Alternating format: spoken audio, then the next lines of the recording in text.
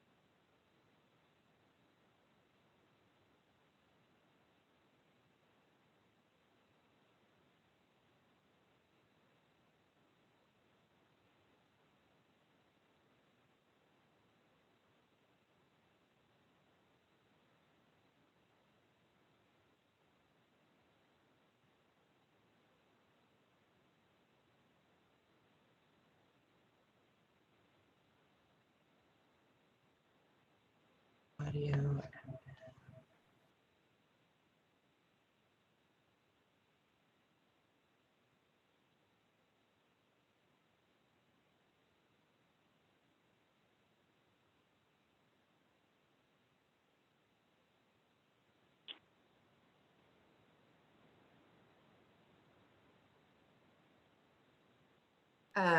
Adriana, can you, good. Just doing a quick test, all good.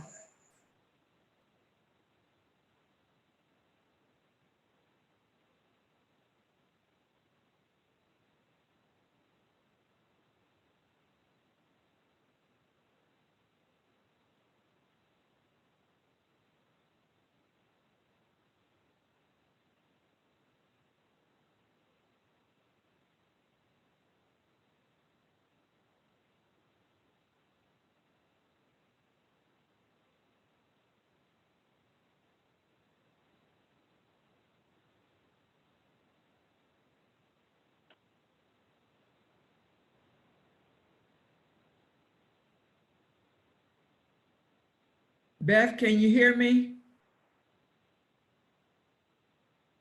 Yes, we can, Mary. Okay, great.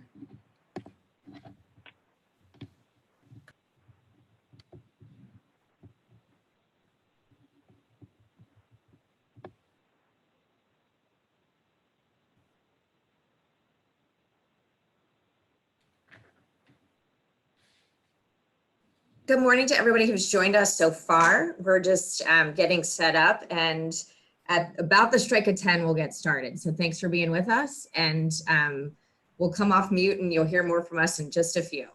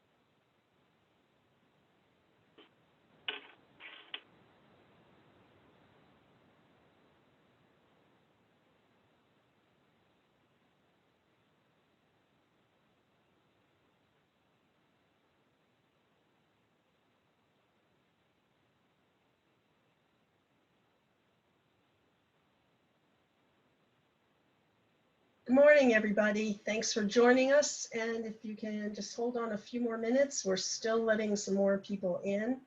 We will try to start promptly at 10. But thanks for joining us this morning. This is Kathy Phillips from Assateague Coastal Trust. I'll be talking to you in just a few minutes.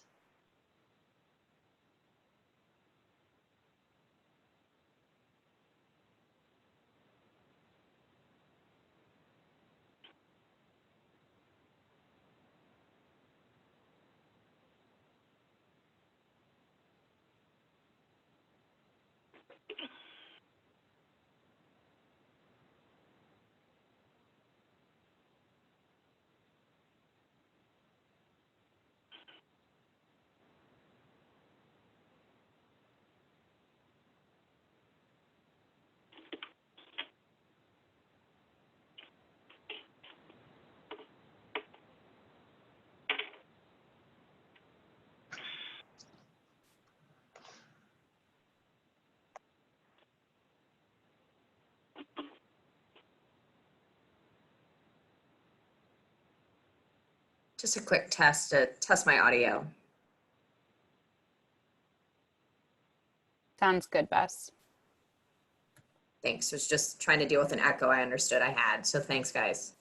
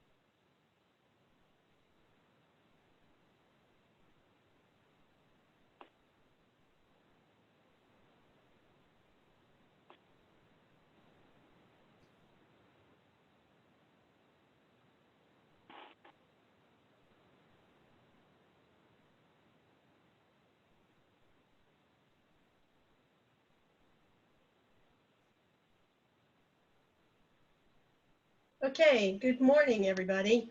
Thank you so much for joining us today. This is Kathy Phillips with Assateague Coastal Trust. In 2019, Assateague Coastal Trust, the Center for Progressive Reform, Environmental Integrity Project, Waterkeepers Chesapeake, and Environmental Action Center formed a collaborative to work together with our many local community advocacy partners on a coordinated campaign to reduce nutrient pollution on Maryland's Eastern Shore. Our vision is that by the year 2030, Maryland's Eastern Shore will have made a dramatic shift toward a responsible agricultural practices that reduce environmental impacts and will have achieved sustainable momentum toward a more diverse, equitable, and sustainable rural economy. This shift will produce significant long-term benefits for the quality of Eastern Shore waterways and also for the quality of life for our Eastern Shore communities.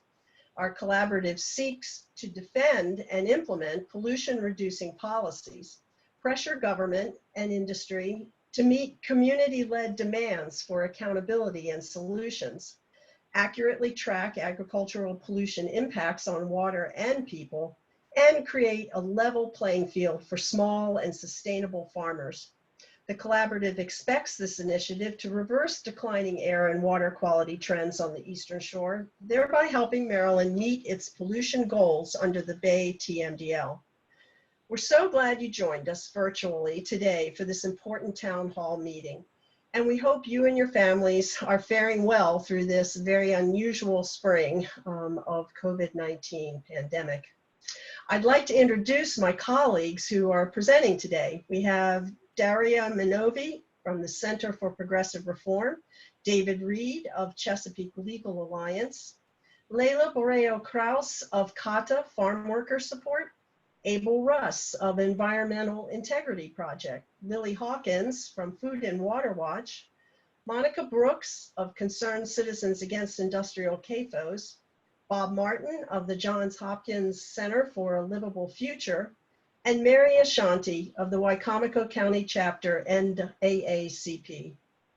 This morning's town hall will be facilitated by our friends at Dewey's Partners, Principals Bess Langbine and Lauren Maddox. And now I'm going to turn all of you over to Bess, who will open the town hall.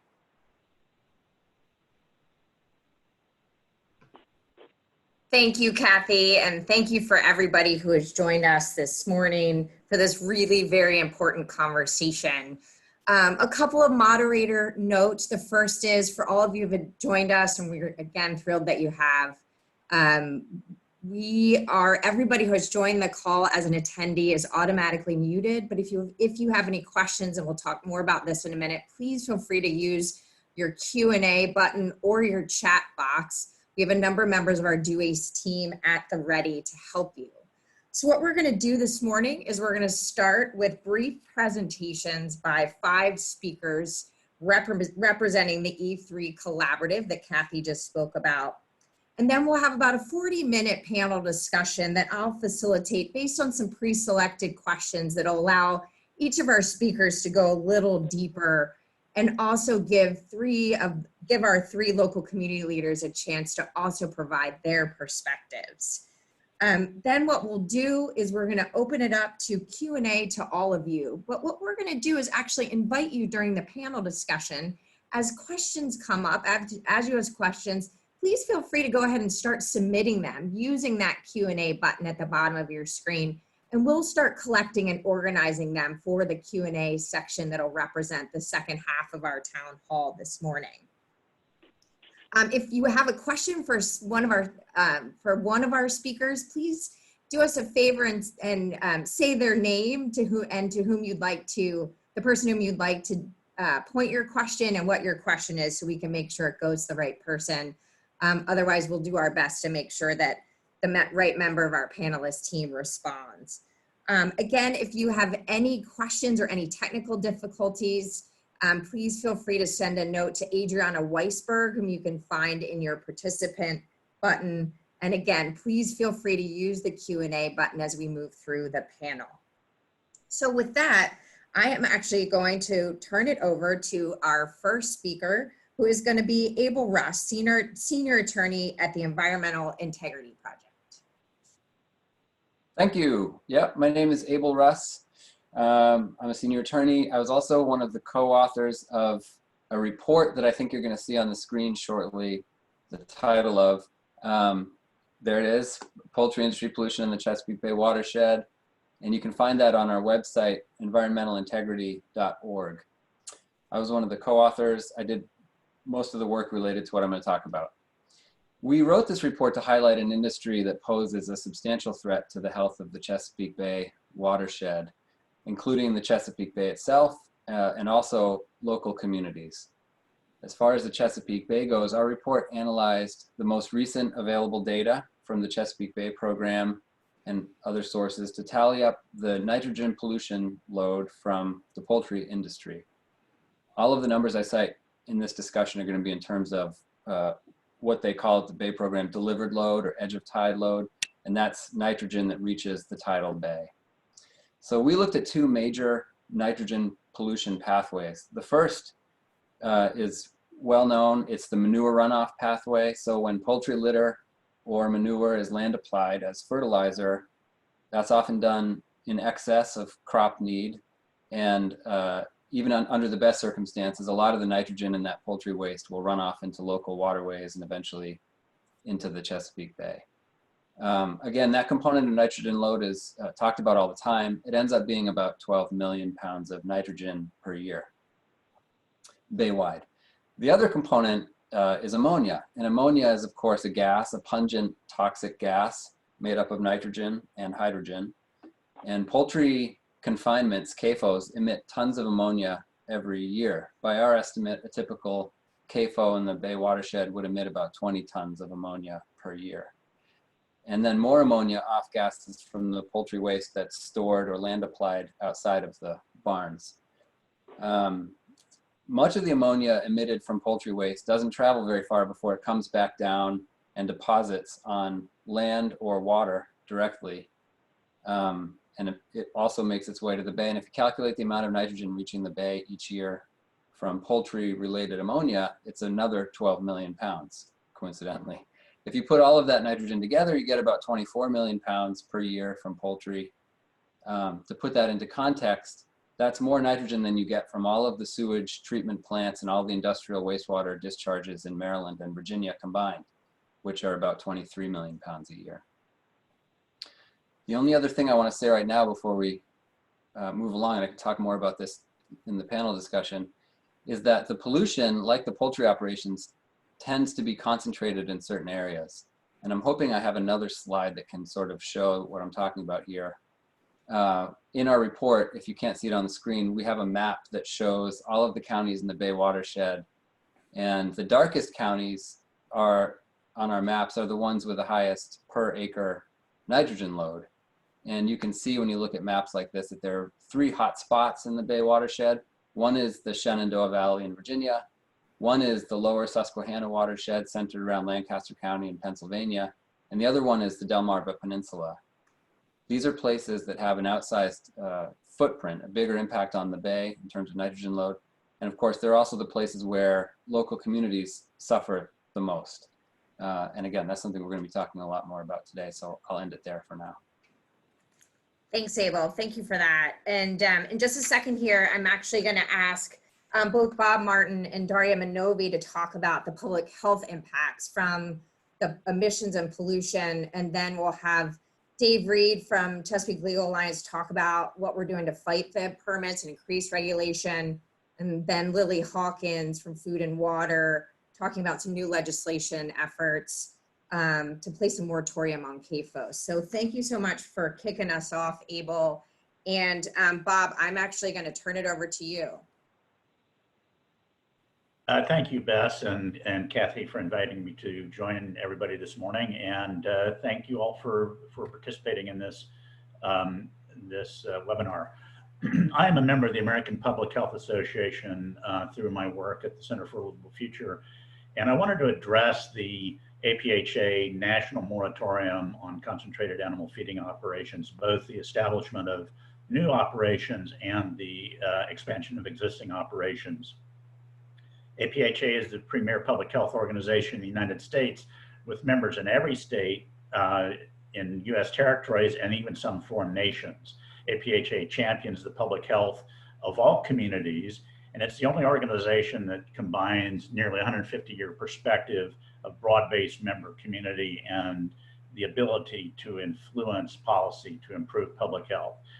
The policy statement was passed last November 2019, and some of the main reasons, other people will give more specific information, as Abel was doing, but the 10,000 members unanimously adopted a resolution because it said these operations represent a significant public health and ecological hazard because of the excess waste produced, as Abel was pointing out, and it's disposed of in a manner that pollutes surface and groundwater.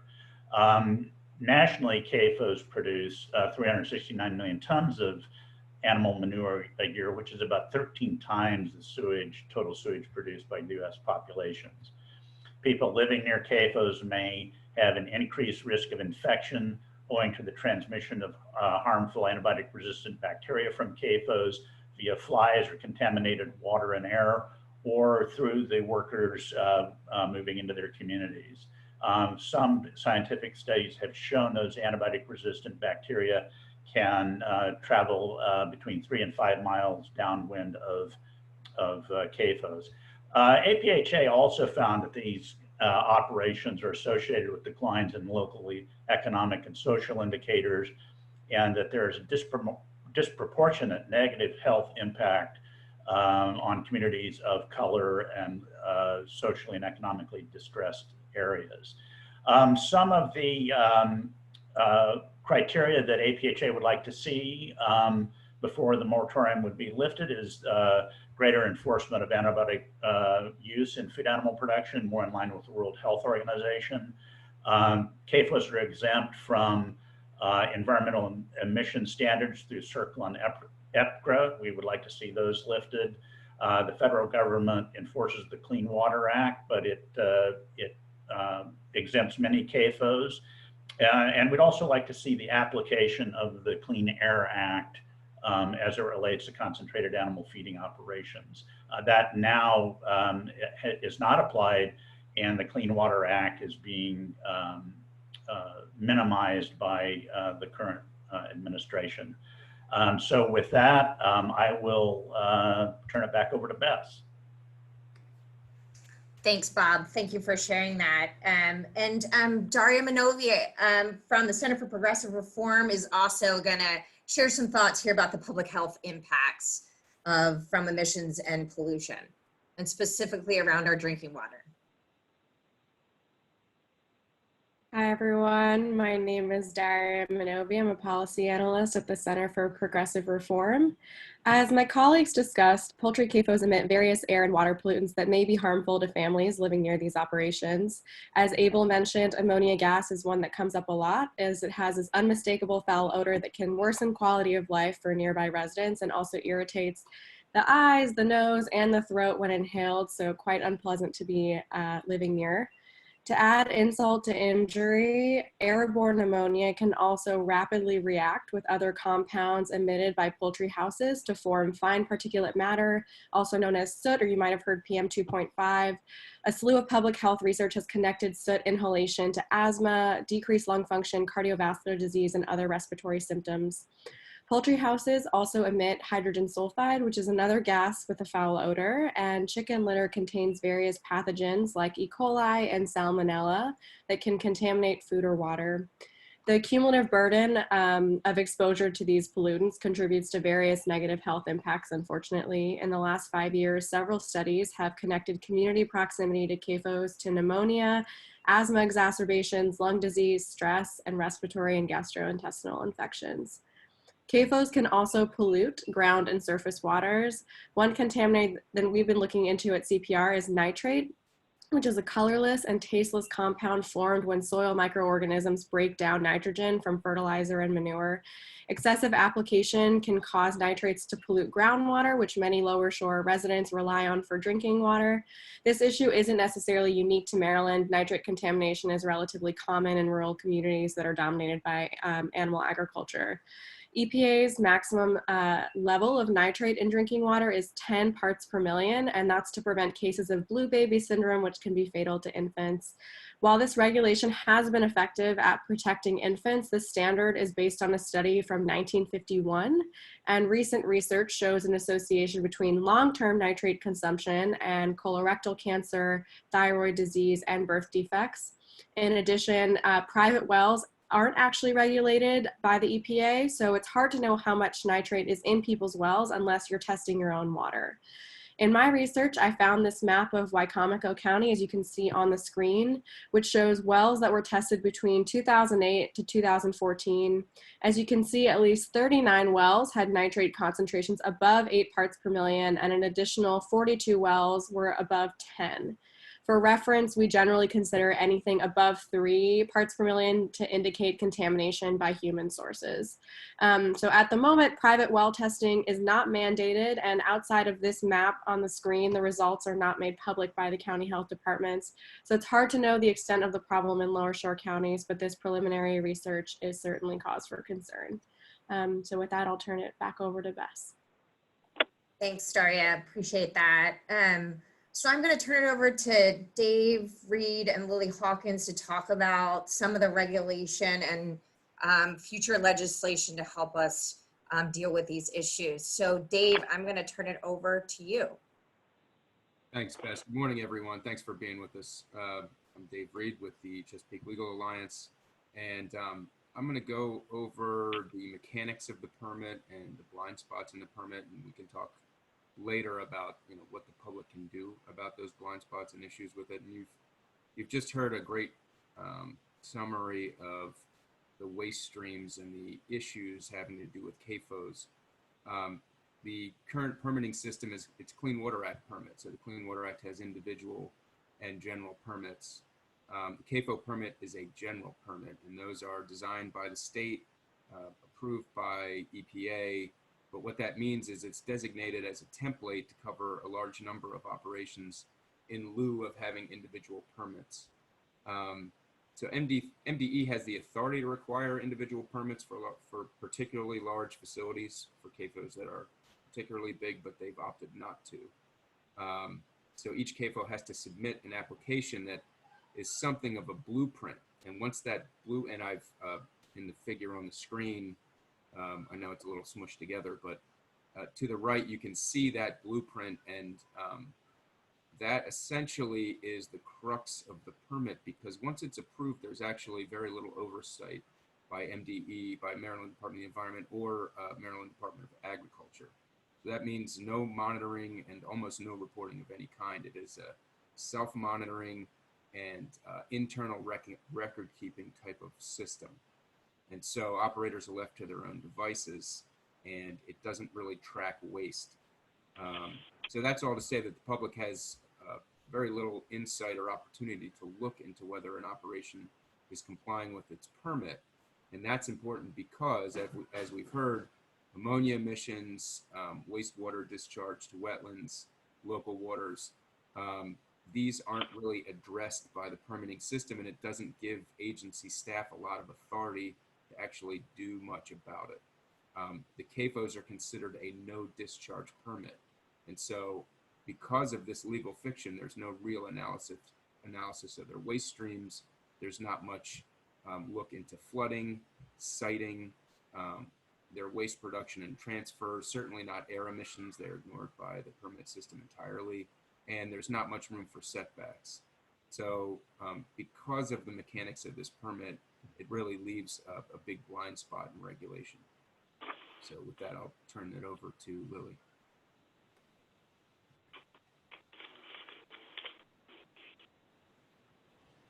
Hi, I'm Lily Hawkins. I'm an organizer in Maryland with the group Food and Water Action. And as you've heard from the science and health and legal experts who just spoke, our factory farm system is deeply harmful to both public health and environmental stability. And this is a problem that wasn't created by individual farmers or rural communities. Rather, this situation was created by unchecked corporate greed. As you can see from the map on your screen, the number of chickens being produced in Maryland has increased dramatically over the past roughly 20 years by more than 20 million birds annually.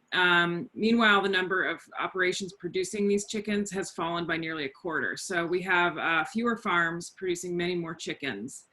And in Maryland, the poultry industry uses a system called vertical integration, where a few large corporations such as Purdue and Mount Dare control everything about the production of the chickens. They supply the chicks, the feed, and the medication, and then they control the slaughtering, processing, and packing of the meat. This gives them an extraordinary amount of power, and small farmers are often pushed out of business or may turn to growing chickens under contract, where they're responsible for upkeep of the facilities and building the facilities and dealing with all the chicken waste, but never actually own the birds. This allows the big corporations to shift the risks of poultry farming onto growers while they capture the profits, and this can drain money out of rural communities. Weak state and federal regulations have allowed corporations to pawn this burden off onto the contract growers and ultimately onto taxpayers here in Maryland, who help to pay to transport this waste and then help pay to clean up the Chesapeake Bay. Over the past several years, Food and Water Action has worked with our allies and partners on the Eastern Shore to push for several pieces of legislation that aim to regulate the poultry industry and protect impacted communities. It's an uphill battle because of the money and power of these corporations. Legislators on the Eastern Shore are influenced by the poultry industry, and elected officials across the Bay often don't see it as a concern for their constituents because it's happening elsewhere. So when legislation passes, it's often not implemented properly or in a timely fashion, and the poultry industry can often even seems to influence how those new regulations get implemented.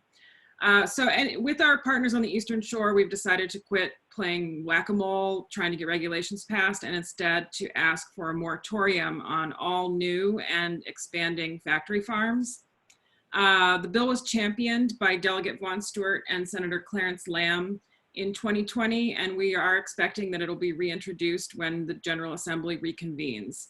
And we think the time is right for change more now than ever. The coronavirus outbreak has really exposed the cracks in our industrialized agriculture system, and it revealed its flaws in a way that we've never seen before.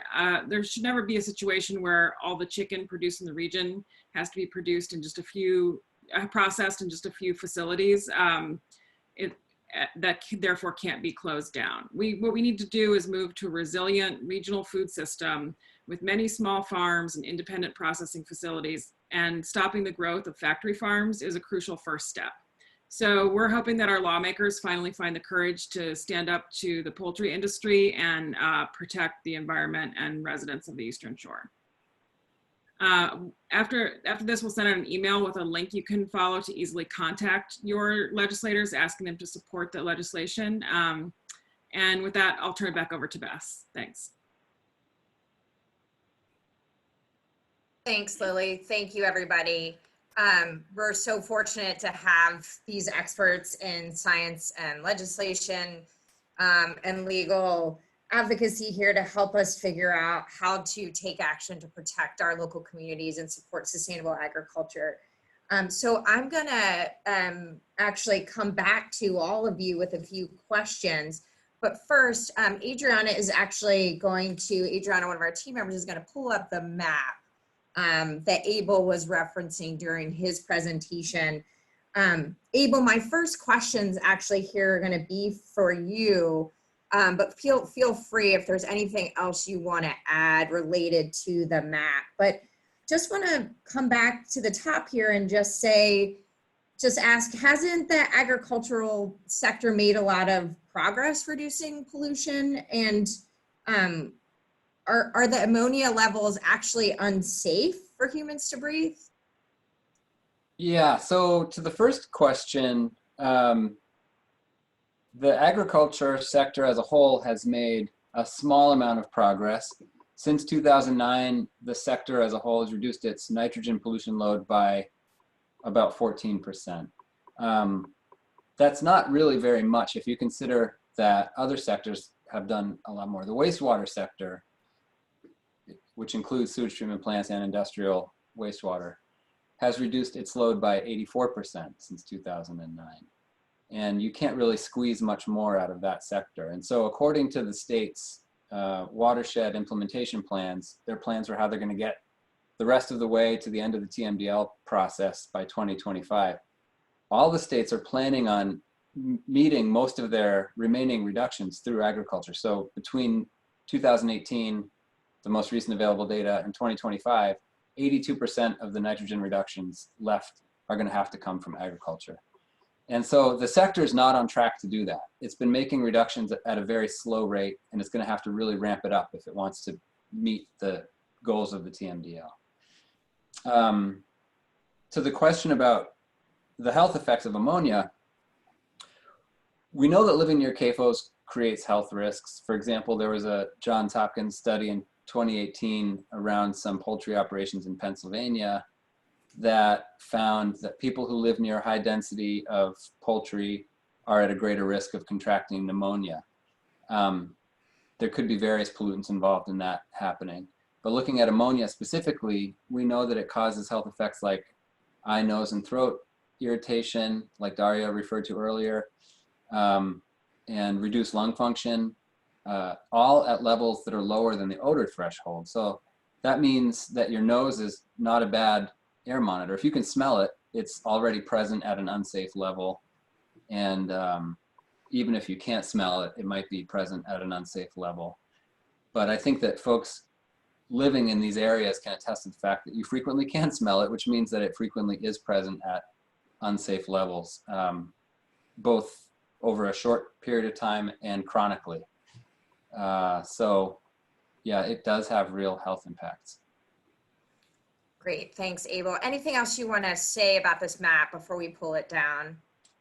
No, I'll just say what I said before, which is that if you look at that map, you see the places where the blue is the darkest. That's where the nitrogen load per acre is the highest. And this is still in terms of delivered load, so it's the amount of nitrogen that reaches the bay. But those dark blue areas are the places that are responsible for a larger share of the nitrogen load. And you can see a pocket in Virginia, you can see that pocket clustered around Lancaster County, and then the whole Delmarva Peninsula really is that darker blue.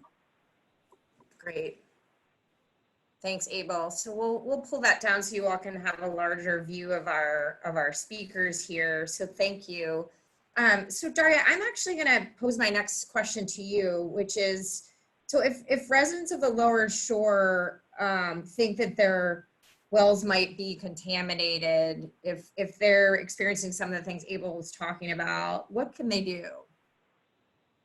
Thank you. So as I mentioned earlier, well water testing is not required by the state of Maryland, but county health departments do provide that service for a fee. Typically wells are tested when they're drilled, but I would certainly recommend testing your well on an annual basis, and if you're buying a property that's on well and septic.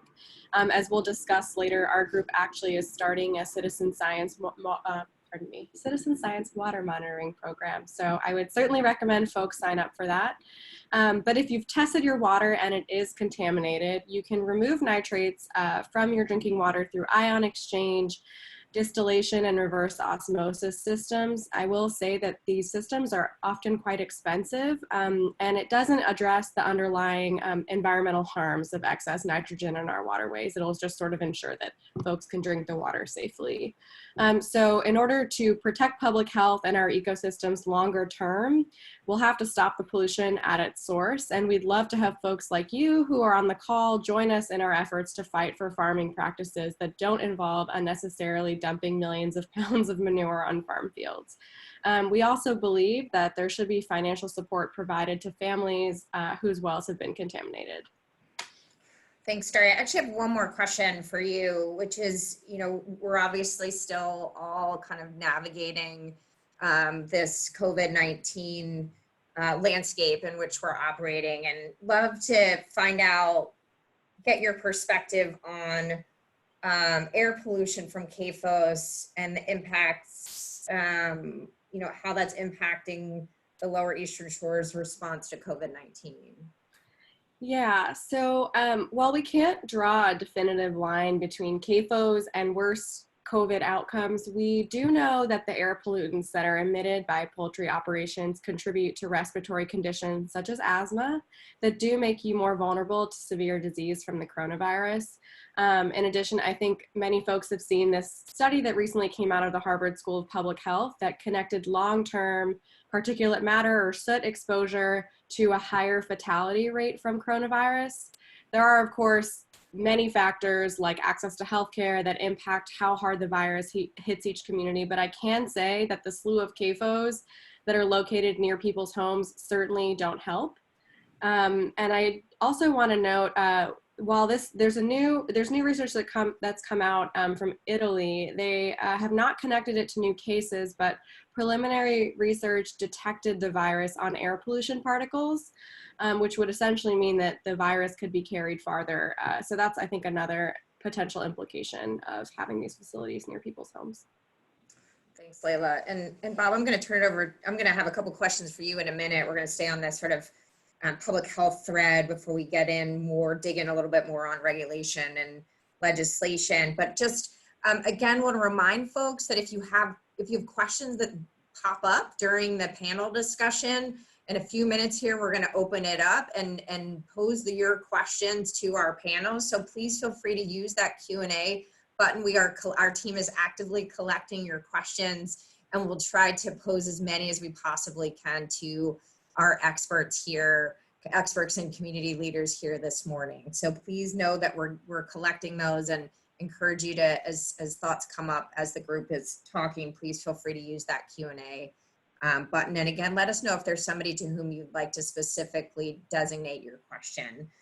So Bob, sort of continuing along the sort of public health impact thread of this conversation, love to get your response on sort of the additional significance of the negative public health impacts due to COVID-19, and get your perspective on which of the policy remedies you think are likely to have the greatest impact.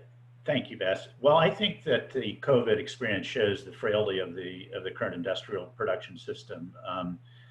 The food animal system, and I think is really well exemplified by the poultry system on the Eastern Shore, is really like the auto manufacturer that has a just-in-time inventory scenario. They want parts to arrive at the assembly plant, with a very short period of time before they're put into the automobile.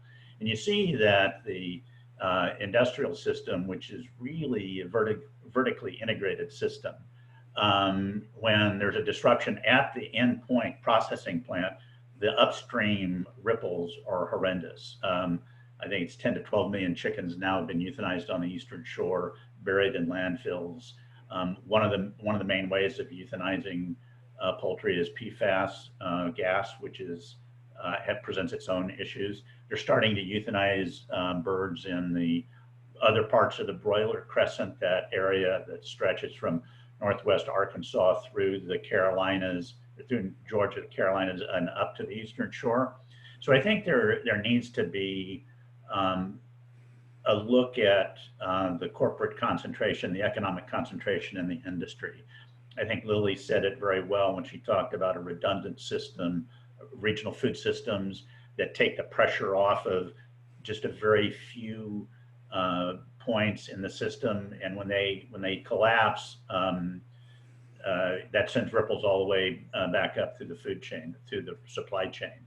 So I think that Wendell Berry, who's a noted author on sustainable agriculture, said that you should solve for pattern, and by that he meant that you should look at the specific cause of these concurrent problems and solve that issue, and the other problems will be solved as well. And I think it's really the concentrated power in the industrial animal ag sector that controls in poultry production everything from who gets healthy birds and who do not get healthy birds to raise, pushing the larger and larger operations. New permits are being sought on the Eastern Shore now in the midst of this effort, this culling effort. So I think that is one of the core aspects of the problem, is the concentration. I do think a moratorium is needed in Maryland. Great, thanks, Bob. So with that, actually, would love to get into the conversation around regulation and enforcement. And Dave, Reed, I'd love for you to chime in here, and then Lily, want to give you a chance to talk about the moratorium you all are pushing. So Dave, why, given all these negative health impacts and what we know, why don't the permits that we have now, why doesn't the permit address so many of these concerns, like ammonia, water pollution, and then we haven't even gotten into sort of deep on these issues around flooding? What is it? Why can't the permits do what we need them to do right now to regulate and help drive enforcement that we need around these CAFOs? Yeah, thanks, Bess. So, some of the background, and it was touched on by a couple of speakers and Bob just now, the corporate structure is interesting, and I'll use the hazardous waste parlance. The integrators own the bird's cradle to grave, right? So from hatchlings to processing. And they control by contract what they eat, how much they eat, when they drink, with the technology and specifications on the buildings. Every aspect of the operations, the actual growing operations, are controlled by those contracts. There's very tight control there. What they don't want any part of is the waste. And so I think what that's really led to with the state permits is that, as I had mentioned before, and some of this is sort of sleepy regulatory speak, but there's just very few identifiable limits under a general permit like this. So there's not a lot of prohibitions. There's a lot of recommendations through the Natural Resources Conservation Service. There are a lot of sort of blueprint recommendations as for standard operations, and that's the slide I had up had that standard is 60 by 600 house in line with each other with a certain type of system for drainage and stormwater ponds. So long as they meet those requirements, once they get that permit, there's not a lot of recognition for anything after that. So they are considered no discharge, and what that ends up meaning is there's no accounting for any of it. There's none of the wastewater is considered clean stormwater, quote, clean stormwater, not wastewater. So everything that runs off the production area is not wastewater. It's not measured, it's not monitored. As far as what the public can do, well, you have to, the new permit is coming out very soon, any day now. A lot of the organizations on this panel have commented, including ours, on that permit. And the public can choose to oppose that permit if they wish, the new permit that's coming out, to make sure that it has more controls. But to Abel and Bob and Darya's points about ammonia, it's interesting because the permit does not mention ammonia. I think it just briefly talks about odors. But there are no controls for ammonia. And ironically, certainly Maryland has air regulations for ammonia because it's a toxic gas. And the studies, and these aren't far out studies, this is the mainstream studies that have actually taken the time to look at dispersal of ammonia from a CAFO. If a large CAFO were to apply for one right now, it is unlikely that they would be able to get an air permit because their ambient levels are too high. They would show an adverse risk to human health. And so they would have to put on control technology. But it's frankly a political decision, not necessarily the agency staffers, but it's a political decision not to regulate those waste streams. So I think a big thing that the public can do is get involved with what's happening with these permits and why don't they have these controls? Why isn't there monitoring? Thanks, Dave. And yeah, before I turn it over to Lily to chime in here too on why a moratorium and not just these regulations, is there a limit on how many CAFOs can be built in a county? Is there, what do we do to try to manage this? No, and that's because it's no discharge, there's no cumulative impact analysis. Counties have taken the steps under a great deal of public pressure. And again, some of the speakers on this panel have worked on these issues where they have had to fight tooth and nail to get minimum setbacks in their counties. But the state has, I'll say, virtually no setback. The law requires a 100-foot setback from a water of the state. That can go down to 35 feet, and even that can be waived depending on the conditions. So there's almost no setbacks under state law under this permit. So you can put it anywhere. There's no limit. There's no real limit on the number of these. And that's why citizen groups have had to go to their counties and go to the state and talk about truck traffic and ammonia and all these other issues to try to handle the growth of the industry.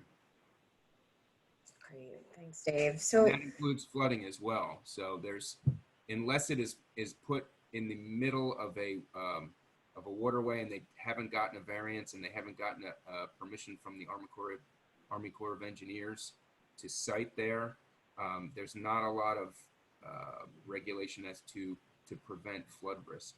So they can't put it right in a floodplain, but they can put it right up to it. Thanks, Dave.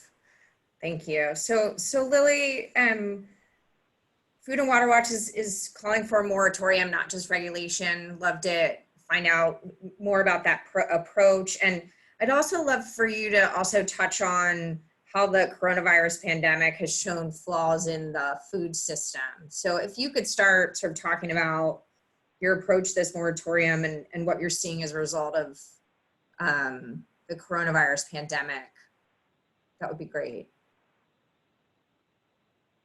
Sure, thank you. And we're asking for a moratorium because we've worked for years and we've worked closely for years with many of the folks on this call right now to pass different regulations to try to mitigate the harm caused by our industrial poultry system. And as I said before, even when bills pass, they're often not implemented in a timely fashion or in the way we'd want to see them implemented because of the power that the industry has. An example of some legislation that many on this call worked on really hard to pass was the Community Healthy Air Act. It would have implemented independent third-party air monitoring and a robust study of the health effects of emissions from CAFOs. And the bill didn't pass. Instead, we were offered a compromise, which essentially allowed the industry to monitor itself. And even that watered down substitute was not set into motion until about a year after they said they were going to do it. And I think that some of our folks who are going to be in the panel, Mary and Monica, can speak a little bit more about that. I joined Food and Water Watch a year ago, so that fight was before my time, but I look forward to hearing from community members more about that. And then we also worked to pass a Poultry Litter Management Act, which would have held integrators responsible for the waste created by all of the birds. And that wasn't able to pass either. Like I said before, the legislators on the Eastern Shore often get a lot of campaign contributions and are heavily influenced by the poultry industry. And then when you come over to the mainland of Maryland, I think legislators see this as a kind of not in my backyard issue for their constituents. And it's hard to get, the way we pass bills to regulate powerful corporations is with the power of people and many votes.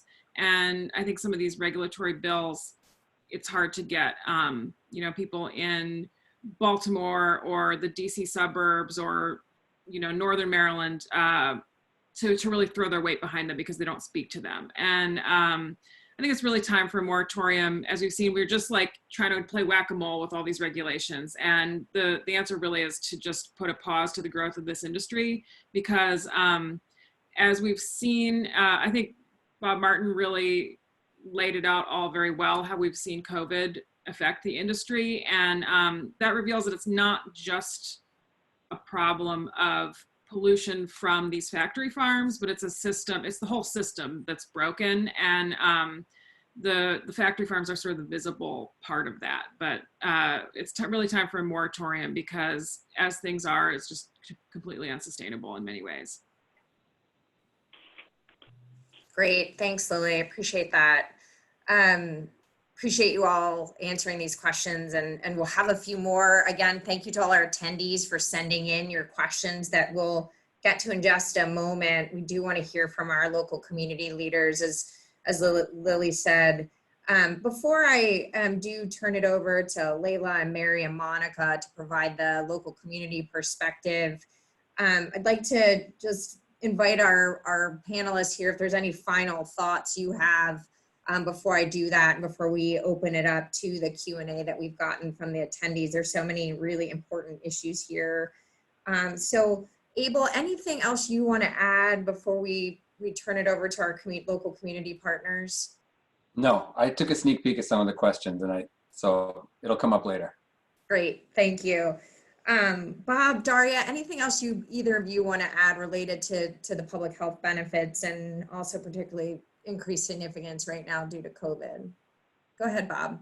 I would just like to add that a couple of years ago, the Center for a Livable Future, as part of our Food Citizen Project, did a poll on Marylanders' attitudes about regulating the poultry industry. And it was a 500 sample statewide with an extra 100 on the Eastern Shore, because we're always worried about attitudes on the Eastern Shore from an economic standpoint. And Marylanders overwhelmingly supported more increased regulation of the poultry industry, whether it's, like Lily said, on the making the industry pay for part of the waste, or greater regulation, better understanding. And I think we're considering doing another poll to see if those attitudes have changed because of COVID. But it was overwhelmingly in the high 80s, even on the Eastern Shore, 80% across all incomes and political affiliation, that people wanted to see greater regulation of the industry. Thanks, Bob. Darya, anything else you want to add? Nothing necessarily to add, just want to reiterate, if anyone else joined after my presentation, to get involved with our citizen science water monitoring program, and just to reiterate that we really need more public health research about nitrate contamination and the potential impacts on people's health, since it's very understudied in Maryland. Great, thanks, Darya. And we'll make sure we get the information out at the end of this presentation, and then we'll have a email coming out to all of you right after this presentation with the deck. Thank you to all of you who have requested the slides, as well as opportunities to get engaged and learn more. So Dave, anything else you want to add related to permitting and regulation before we turn it over to our community leaders? No, I agree with Abel. I've seen some of the questions, and I think that the discussions will cover some of that. That's great. And Lily, anything you might want to add before we turn it over? Just that I'll put in the chat a link, and it'll also be emailed out later. That'll take you to a page. You just fill out a little form, and it automatically sends a message to all your state legislators asking them to support the moratorium legislation. That's great. That's awesome. All right. Well, in just a second here, Layla, I'm going to turn it over to you. Kathy Phillips, anything you want to add before we transition? Come off mute. Sorry about that. No, I've been following the questions. There's great questions coming in. So I'm looking forward to, first of all, hearing the perspective from these amazing community groups that ACT has worked with all these years, and then getting into the Q&A. Wonderful. Thanks. So I'm just going to pull my screen up here. And Layla, as soon as I do, I'd like to invite you to share your perspective as a community leader, and particularly related to the conditions and risks faced by farm workers related to all these concerns that have been raised, and also in light of COVID. Yes, thank you. As you indicated, my name is Layla Borrero Kraus. I work with CATA, and CATA is a membership organization to farm workers and immigrants in our communities who are interested in fighting for the right. Our mission is to educate the workers about the rights and support them as they develop and exercise leadership skills to create a better life for themselves and their communities. We believe our workers can fight the injustices that they can find in their places of work, their homes, and their communities. With COVID-19, I have been doing a lot of reach out to poultry workers. I have worked with the health department doing the testing and translating for them for a lot of poultry workers. We are very close to immigrants in this community. I, as an organizer and as an immigration specialist, we try to connect with them and emphasize their voice, because many of them are afraid to lose their place of work or their housing. Many of the workers are living in those farms that provide housing, to work on those chicken coops, to pick up the dead animals. They're many times without any gear that can protect them, no mask. And as they indicated earlier in our, the ammonia smells is really strong when you drive by these communities, and many of them are afraid to talk about their conditions at work or the lack of equipment or gear they need to do their job, facilitate their job in a better way. We talk to them about pesticides and their health. We talk about the workers' rights, immigration, organic agriculture, and wage theft. We always emphasize to the workers before they get to their houses, because many of their houses is like small trailers near the coops, that before they enter the house to take all the clothes and boots before they hug their children. As you know, the pesticides and the ammonia and the asthma in this area is grave with this population. And as far, the COVID-19, we know a lot of them came out positive from the poultry industry. But it's hard to tell, in this area, a lot of immigrants. We have a Haitian community, Hispanic community, and African American community, and as a statistics shown in recent days with this COVID-19, those are the most in danger of this pandemic. We try to educate them and bring information to them by a bulletin or speaking to them directly. And we also work with a lot of people that work at the hatcheries. They have the hatcheries, then they have the chicken catchers, and then they have, the poultry industry where they process. So a lot of these workers go through different phases of the, COVID-19 and the industry. If I guess, if anybody wants to know more about CATA, who we or what is CATA, they can look it up in the internet. Where we base here in Maryland for the last 9 years. But it started in New Jersey with farm workers in southern New Jersey, and we are in Pennsylvania with the mushroom industry across Delaware state lines. So we work closely with many of the immigrants in this community. Thank you. Thanks, Leila. And to our attendees, as you're sending in questions, please feel free to target questions to our community leaders as well as our panelists. So Mary Ashanti, president of the Wacomico NAACP, love to turn it over to you to talk about some of the disproportionate impacts of factory farms on communities of color.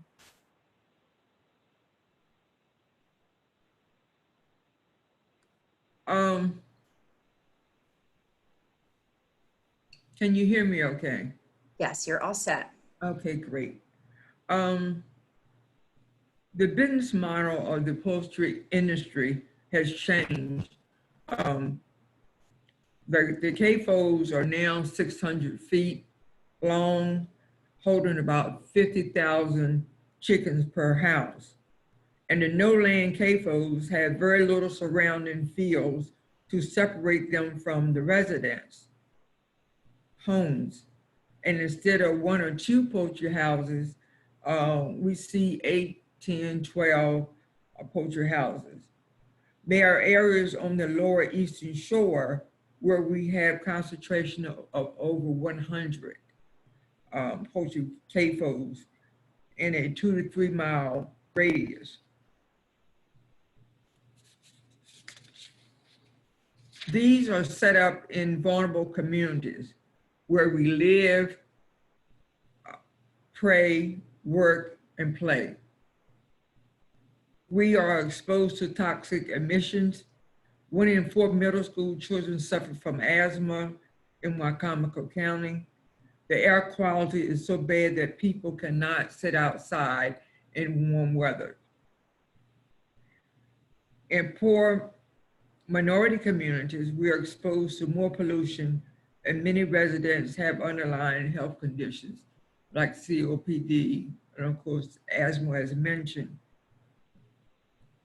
Every person, regardless of their zip code, should live in an environment with clean air and water.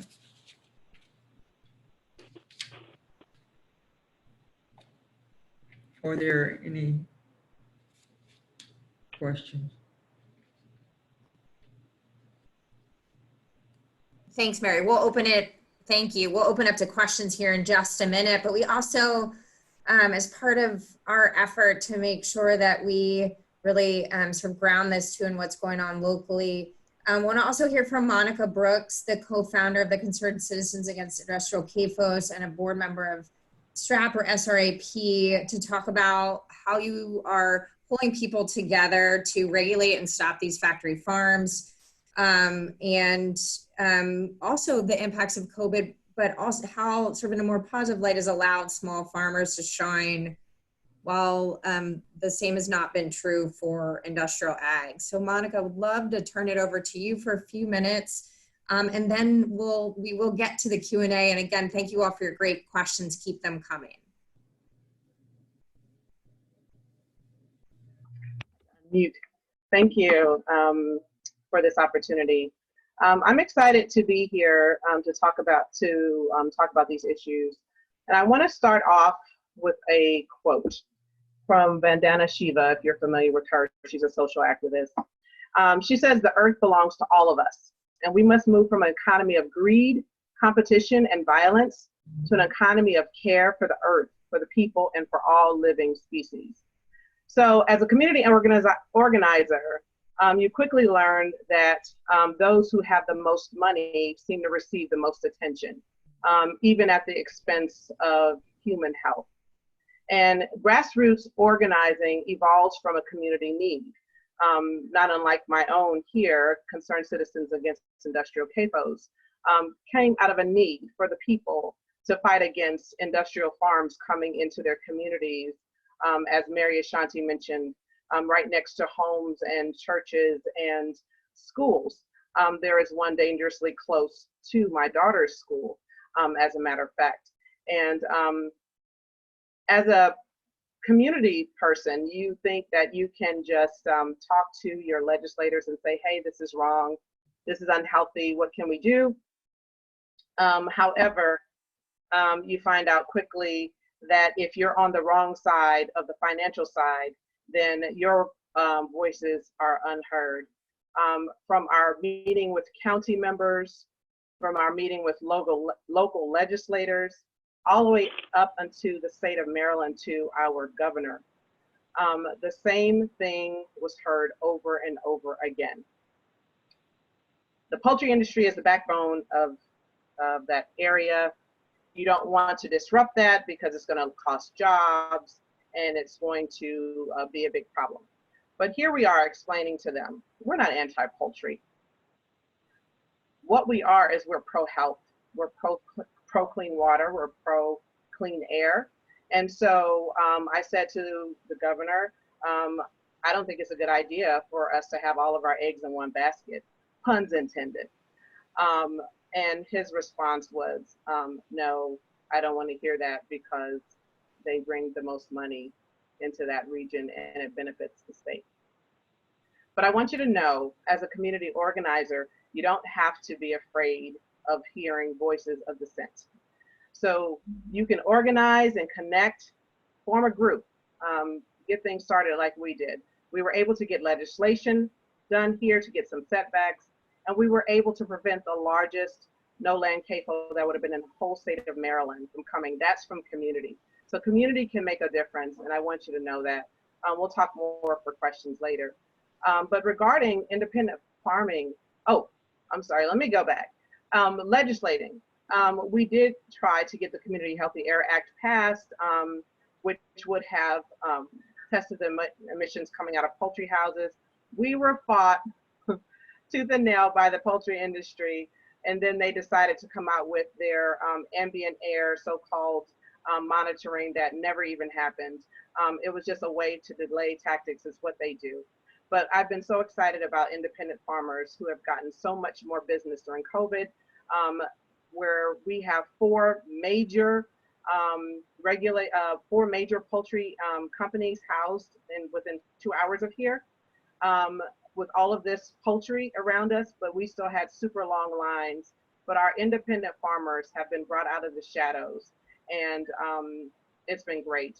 And we want to keep them out of the shadows, and so that they can have an opportunity to thrive.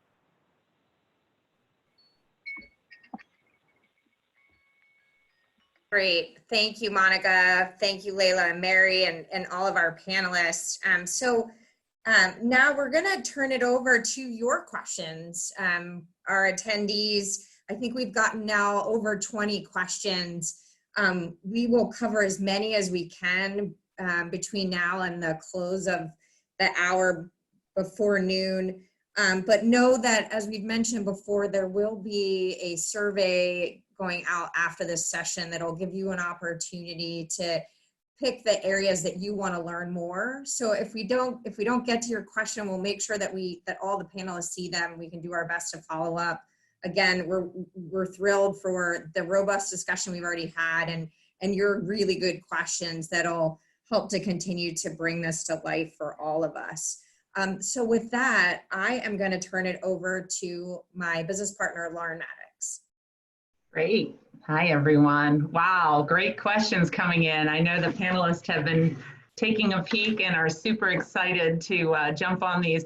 But Bess, just to clarify, one of the questions that's come up a few times that I just want to make sure is people want to know if the PowerPoint will be available after this, and also if we will download the chat feature so that they can get a copy of both the questions that have been asked, the conversation, and the slides. So if we can confirm that. Yes, we will do. Yes is the short answer. We will share the slides with folks. I know there's some great maps and data points here that folks want to see. And we will, yes, if we can't directly download chat, we'll make sure that we share all the relevant links that folks have posted some fantastic resources for. Fantastic. All right, so Susan and Joe, hopefully we got to some of your early questions on that. I want to start out with one of Roy's questions that he asked early on, because I think it gets to where have we seen successes. Monica, you touched on this a little bit, and feel free to respond to Roy directly, or if there's anybody else on the panel who would, but I just know that a lot of the work you've been leading gets to his question, which is, in recent times, specifically the past 5 years or so, have any proposed CAFOs in the watershed or elsewhere been prevented from startup? And if so, what were the key factors that prevented them from being started? So Monica, I think that would be an appropriate question for you. You let me know if that's not, and if then we'll open it up to other panelists. Hi, yes. There have been quite a few that have been thwarted, mostly in Maryland. And I mentioned the 13 no-land CAFO that would have been on top of the water source, which you would think would be not rocket science, that you would not place 13 CAFOs on top of people's source of water, as Darya talked about contamination of wells. But also the St. Martin's River group thwarted a CAFO project as well. It starts with community organizing, and community organizing starts with one person. That one person puts out the alarm, sounds an alarm, and draws in other people. And together you can make a difference. It starts even consistently writing letters to editors, writing to legislators, attending county meetings, city council meetings consistently. And what we would do, just to give you a little bit of information, what we would do is we would have meetings every week. And in every meeting, we would plan out what we would say at the county council meetings. And we would plan who would speak. And then they would say, oh, the same people are speaking. So then we started having different speakers every single week, and then just rotate. And we were consistent. The consistency is what wore them down. As we got the word out more and spread to other people, as people got educated, we went door to door to educate people, gave out pamphlets, flyers. We made huge billboards. There are things that we did to keep it in the public eye, as well as to draw in other people, and then that started to slowly change things where they were forced to do certain things. And we protested. We protested and we protested. So I don't know if I'm missing something on that question or not. No, they did great, Monica. I think so. That really gives us a lens into what works in terms of the political pressure and community engagement and how we can use that lever. I'm curious, Dave or others, are there other levers that you've used to prevent the startup of CAFOs, legal, regulatory, or otherwise? Yeah, I'm tempted to let Kathy go first. There are two that I know of, and that's I think the best medicine is prevention, and Monica, just spoke to that issue, and they've done, her group and others around have done great jobs, using political pressure and getting involved at the county level. We've been involved in actually stopping them after they've started, and so that's relatively rare, because once the permit's approved or tentatively approved, it takes legal action to actually stop it. So there's two that I know of. I don't think the question was the past 5 years. Those are the only ones I know of that have been permitted and would tentatively permitted it, and then were either you had to go to court or in settlement, and they were both on the Eastern Shore. And I might add to that that one particular permit that we did challenge, the Ahmed CAFO in Berlin, I think we did see a marked slowdown in permit applications after that, while both the state and I think developers, CAFO developers, tried to figure out, what was going to be needed going forward. So again, like Monica and Mary have said, community engagement, many voices, in addition to groups like Environmental Action Center, and now Chesapeake Legal Alliance, and other groups that have the resources to help those communities. That's what really helps to facilitate change. And I think it's important to note, again, both on what Monica discussed and what Kathy was just discussing, there is a cascade effect. I mean, you really do have this, when you prevent one or when you challenge one legally, policies change within the agencies, county executives take note, they feel that pressure and they change how they do business going forward. You hope they do, and they often do, and it really does have a cascade effect, both in how the agency does business, but also the industry takes note. So it does help a great deal, even if it feels like a couple of wins here and there, it really has a big effect. Great, good answers to Roy's question. So I think it's what we're hearing is there's a variety of tools that you need to bring together to really stop these things. And it's that comprehensive approach.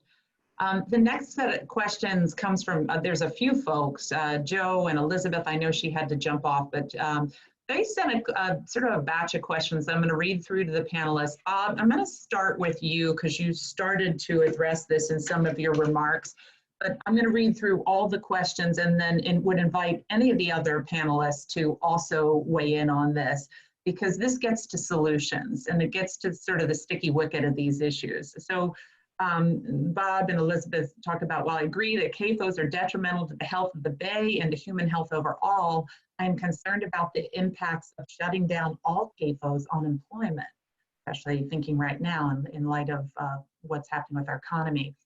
What can be done to support individuals who rely on these operations and the systems linked to them? So that's one piece, Bob, which I'm going to ask you to start with. But the question goes on that it kind of gets into solutions more generally, which is, does the regulatory approach suggested involve a consumer education component? Are we as buyers willing and able to sustain paying the true cost of a chicken raised more sustainably?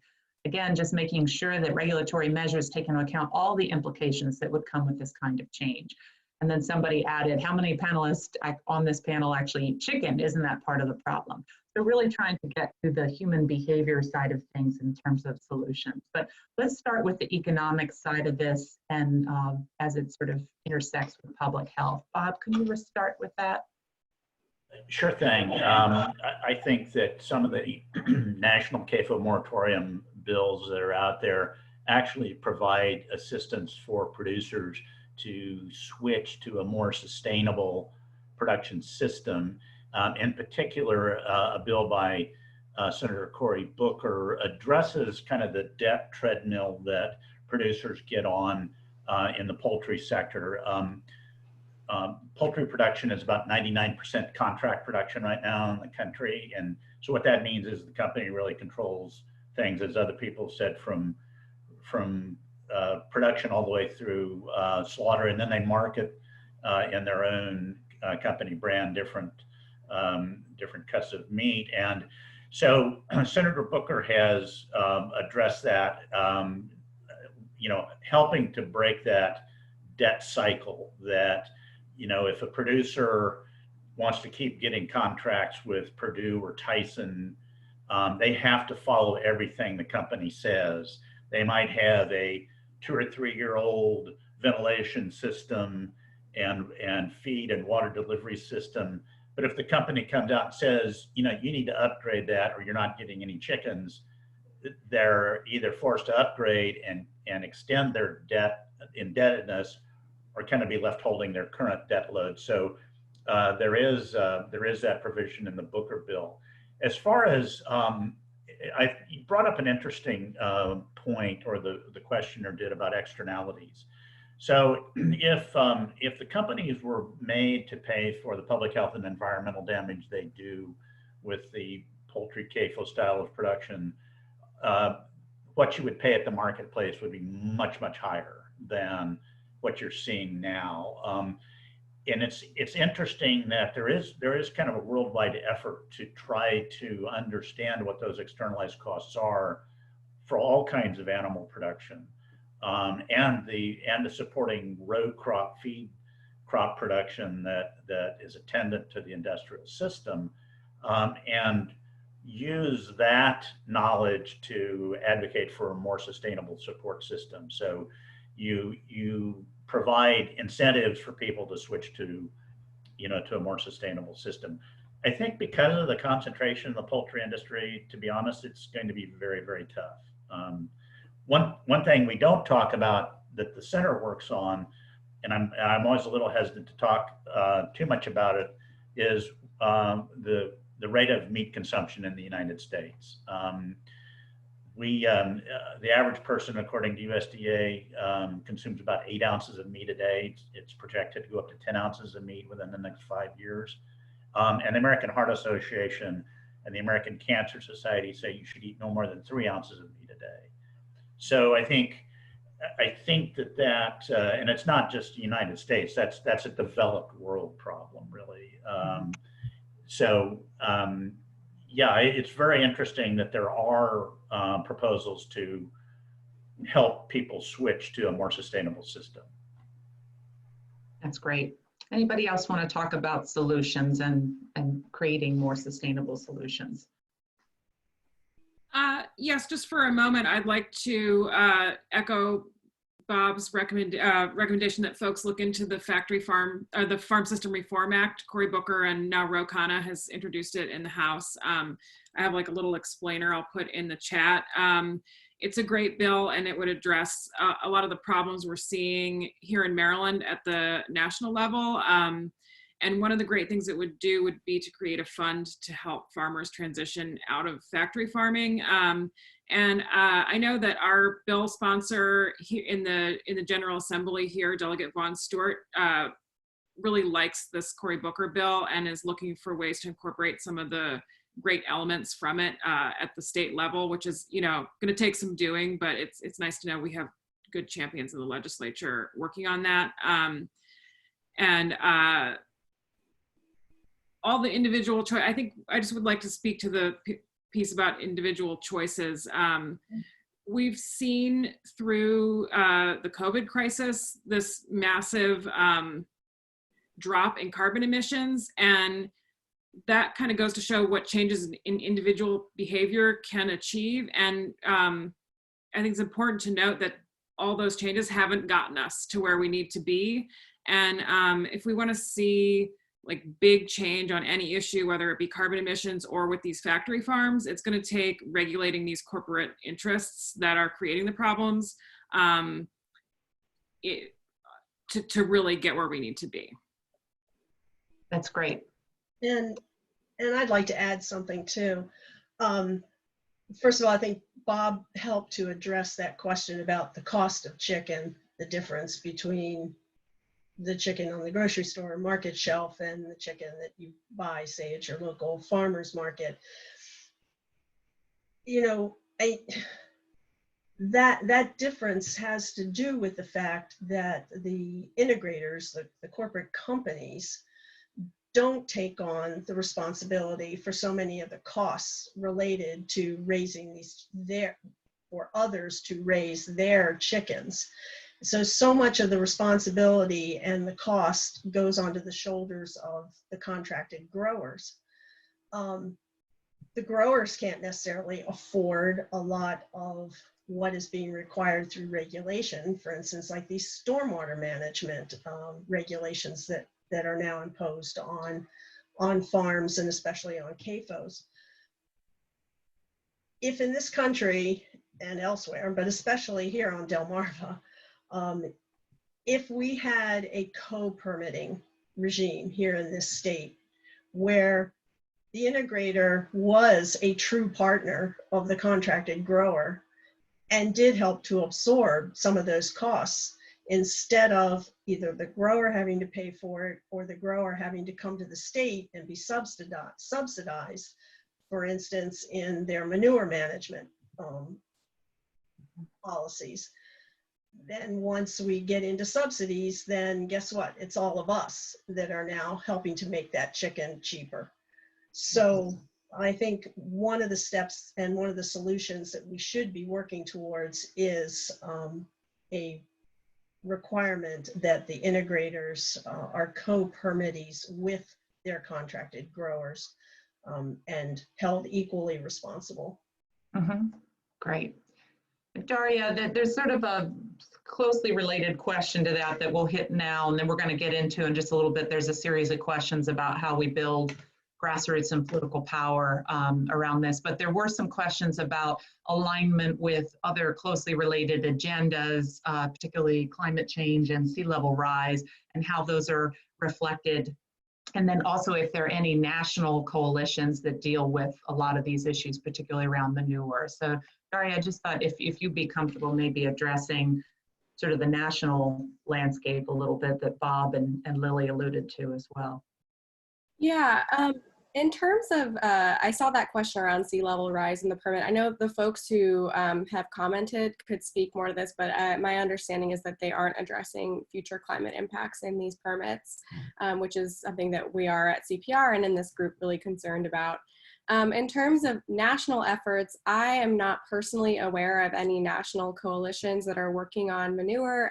The other panelists can correct me if I'm wrong, but I have had conversations with folks in Wisconsin, Nebraska, otherwise that are dealing with this very same issue and have their own coalitions working on this in their state. So I think it would be, if it doesn't exist already, it might be a wise idea to bring folks together on a national level to have this conversation. Does anybody else know, Abel, or anybody know if there are national coalitions around this?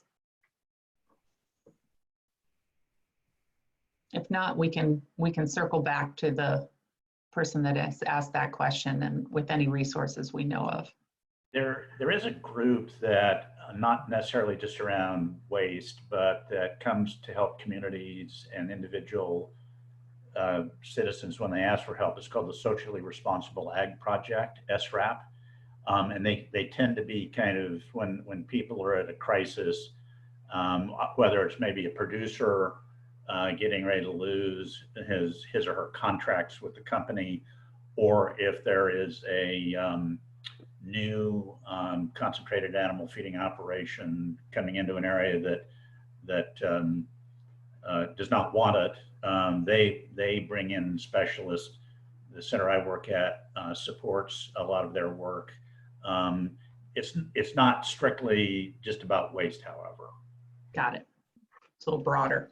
Thanks, Bob. Thanks for clarifying. So now I want to, there's a series of questions that have come in. I'll do my best to sort of, I think I'll just read the batch of them. And then Dave, I'm definitely going to start with you, but I'm thinking Abel will want to respond to some of these as well, and maybe others.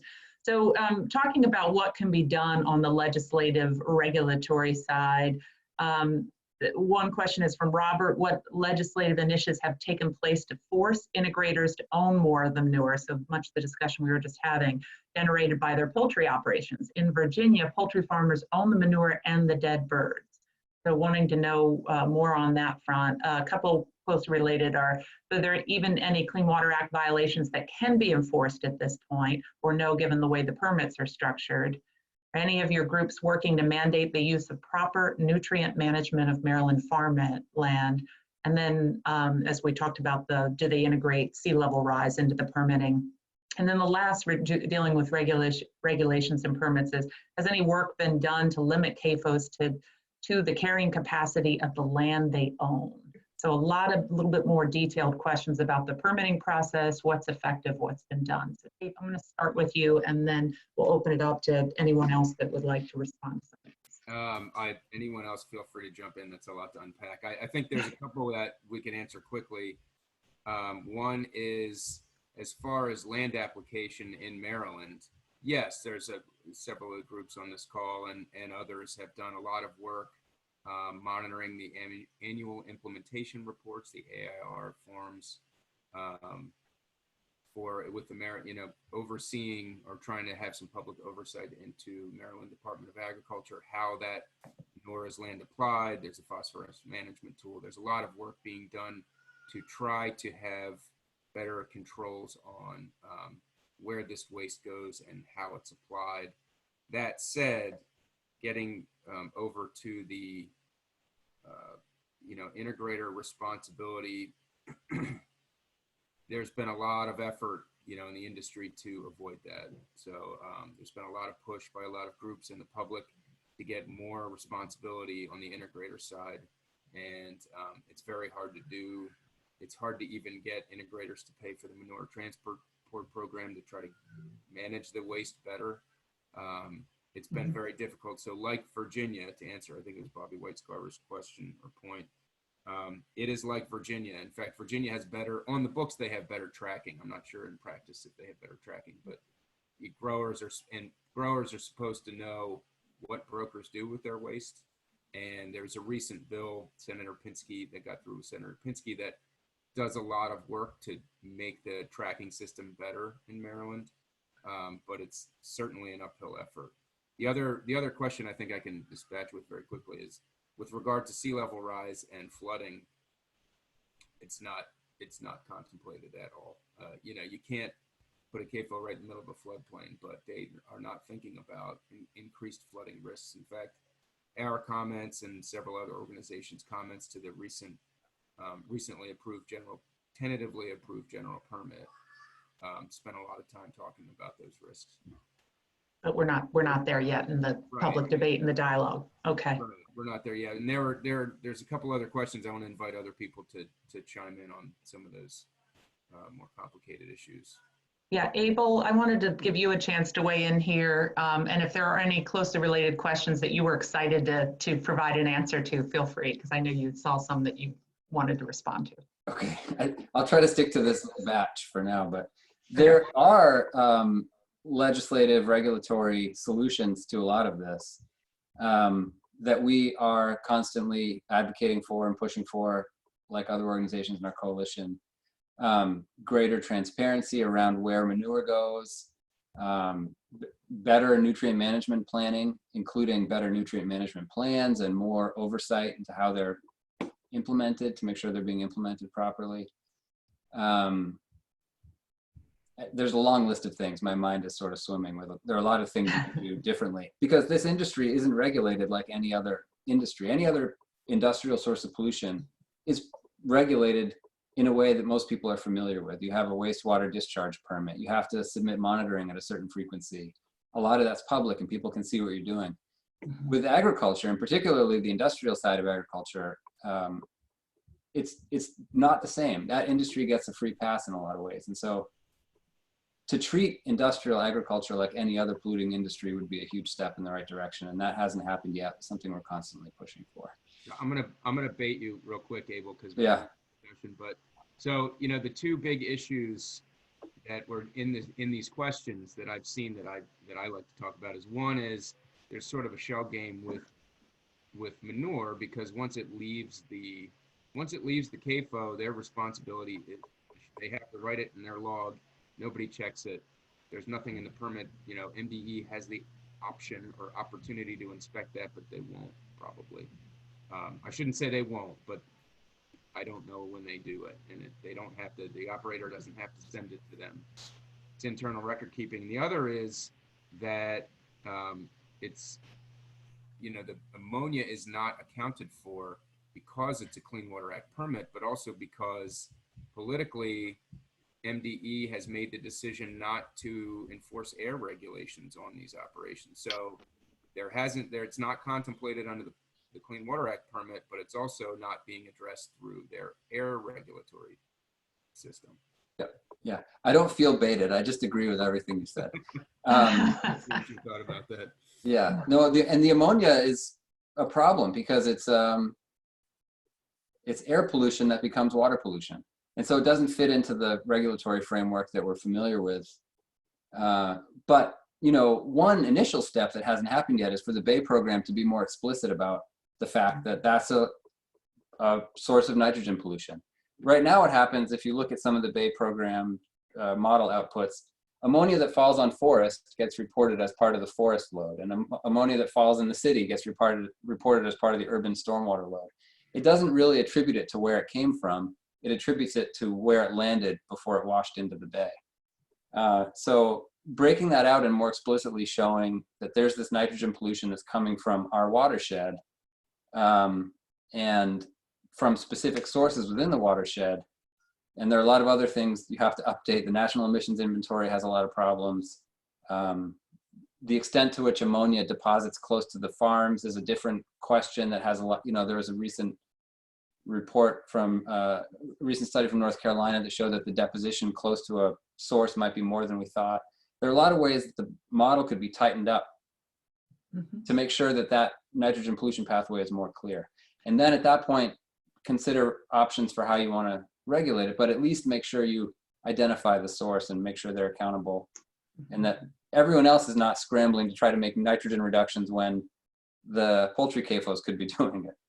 Right. So Abel, while we're on that point, before you leave it, one of Greer's questions had to do with how do we look upstream, because she basically says that, we talk a lot about family farmers, and in fact, this isn't, a lot of times these are foreign investors or larger operators. So her question is, anyone monitoring the industrial and investment side of the issue so the public is aware that this isn't just about farming and family farms? So how are we looking upstream? Yeah, my organization doesn't do that, but it's been over the past 10 or 15 years, it comes up, it seems to come in waves. Periodically you hear more about it and then it fades away and then you hear more about it again. But this is a big economic problem that those of us in this world are constantly struggling with. And we're not anti-farmers, we're very pro-farmers. We're struggling with a certain form of agriculture that we don't think of as farming. I mean, this isn't what I grew up thinking of as farming. This is really an industrial food production system. And the economics of it are all messed up in so many ways. A lot of environmental costs are externalized. The producers don't get paid enough. There's huge profits going to multinational corporations. Everything you think is bad in capitalism is happening in industrial agriculture. And yeah, we're constantly trying to bang the drum about that to mixed success. Sometimes it becomes a national headline and other times it fades away. The industry and the political system really has put an enormous burden on the public. I mean, we're up here talking, people on this panel are talking about, you got to track the molecules of waste that are landing on the land and the water. And then of course you have to deal with all the covariables and suss out how exactly it is impacting public health in those counties. It's incredibly difficult, and somehow the onus and the burden has been put on the public. And these organizations, these sort of underfunded, lean running organizations and public interest groups and the public and local groups to do all that effort. And somehow it's, the burden has not been put on the industries that are creating it. So that's a big part of the problem. That was a big part of the Community Healthy Air Act issue and push back and forth that, I hope gets a second chance and the community really picks that up again. Yeah, I'd like to add to what Dave was just saying there. The Community Healthy Air Act, which was a piece of legislation introduced by Monica that you see here on the panel, Mary Ashanti, a number of other local residents brought to the Maryland State Legislature. It had quite a bit of detail to it in how the air would be monitored from the CAFOs. It had specific instruction in how that data would be interpreted, who would be interpreting the data, and then explicitly outlining that data would be shared with the public. And this was because when Monica, Mary, and others were going to their legislators, they kept hearing from them.